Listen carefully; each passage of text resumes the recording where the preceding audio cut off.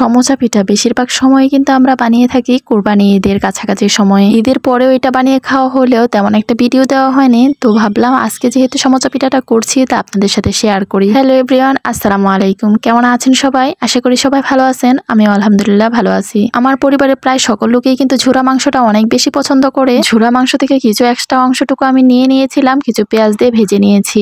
এটাকে পুর হিসেবে ব্যবহার করব। পুর বানানোর ঝামেলা না যেতে চাইলে এই পদ্ধতিটা কিন্তু অবলম্বন করতে পারেন। আচ্ছা, সেকেন্ড স্টেপে কিন্তু আমি কড়াইয়ের মধ্যে পানি দিয়ে দিয়েছিলাম পর্যাপ্ত পরিমাণে, হালকা পরিমাণ লবণ দিয়ে উতলিয়ে নিয়েছি। এবার এর মধ্যে শুকনো চালের গুঁড়াটা অ্যাড করে দিচ্ছি, যাতে করে পারফেক্ট একটা ডো তৈরি করতে পারি। ডোটা এমন ভাবে তৈরি করতে হবে যাতে করে পারফেক্ট রুটি বেলা যায়। যদিও আমি চালের রুটি তেমন ভালো বানাতে পারি না, তবে চেষ্টা করছি এখানে পারফেক্ট একটা ডো তৈরি করার জন্য। আর এই সমোসা পিঠা বানানোর জন্য ডোটা কিন্তু অনেক ইম্পর্টেন্ট, খুব ভালো করে হতে হবে, নয়তো কিন্তু পিঠা বানানোর সময় ফেটে যেতে পারে। প্রথম অবস্থায় অনেকটা শুকনো মনে হলেও তাৎক্ষণিকই কিন্তু গরম গরম এটা মথে নিতে হবে, তাহলেই কিন্তু পারফেক্ট একটা ডো তৈরি হবে। তো আমার খামিরটা কিন্তু একদমই রেডি। এবার ছোট ছোট লেচি কেটে কিন্তু পিঠাগুলো বানিয়ে নেব, মানে আগে রুটি করে নেব, তারপর কিন্তু পিঠা বানাবো। আর রুটিটা আমি করে নিয়েছি, তারপর এখানে মাঝখান দিয়ে আমি কেটে নিয়েছি। এবার এটাকে সমোসা সাইজ কিংবা 3 কোনা সাইজ করে নিলেও হবে। আমি 3 কোনা সাইজ করে কিন্তু এই পিঠাটা বানিয়ে নিচ্ছি। যদিও এক হাতে ক্যামেরা থাকার কারণে দেখানো হচ্ছে না ভালো করে, তবে আশা করি বুঝতেই পারছেন অনেকটা পানির খিলি টাইপের। এই তো তারপর কিন্তু এর মধ্যে মাংসের পুরটুকু ভরে নিয়েছি। বানানোর ফাইনাল শেপটা কিন্তু এইরকম হয়ে যায়, দেখতে কিন্তু অনেকটাই সুন্দর লাগছে। এবার তাৎক্ষণিক বানিয়ে বানিয়ে কিন্তু আমি গরম তেলের মধ্যে দিয়ে দেব।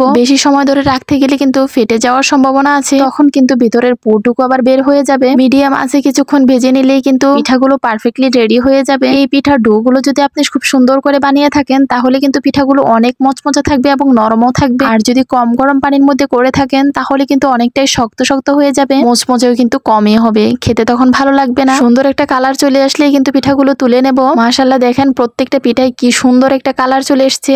দেখতে মনে হচ্ছে সত্যি সমোচার মতো। শুধু যে দেখতেই সমোচার মতো এমনটাও কিন্তু নয়, ভিতরটা কিন্তু একদম পুরে ঠাসা। খেতে কিন্তু বেশ ভালো লাগছিল। বাড়িতে যে কোনো জিনিস একটু বেশি করে দিয়ে বানালেই কিন্তু এটা খেতে অনেক বেশি ভালো লাগে, আর একদমই স্বাস্থ্যসম্মত ভাবে তৈরি, খাওয়াতে কোনো বাধা নেই। আমার পরিবারের সকলেই যেহেতু ভাজা পোড়াটা অনেক বেশি পছন্দ করে, তারা কিন্তু এই পিঠাটা খেতেও অনেক বেশি ভালোবাসে। ভিডিওটা কেমন লেগেছে অবশ্যই জানাবেন। ভালো লাগলে লাইক, কমেন্ট, শেয়ার দিয়ে পাশে থাকবেন। ভালো থাকবেন, সুস্থ থাকবেন। আল্লাহ হাফেজ।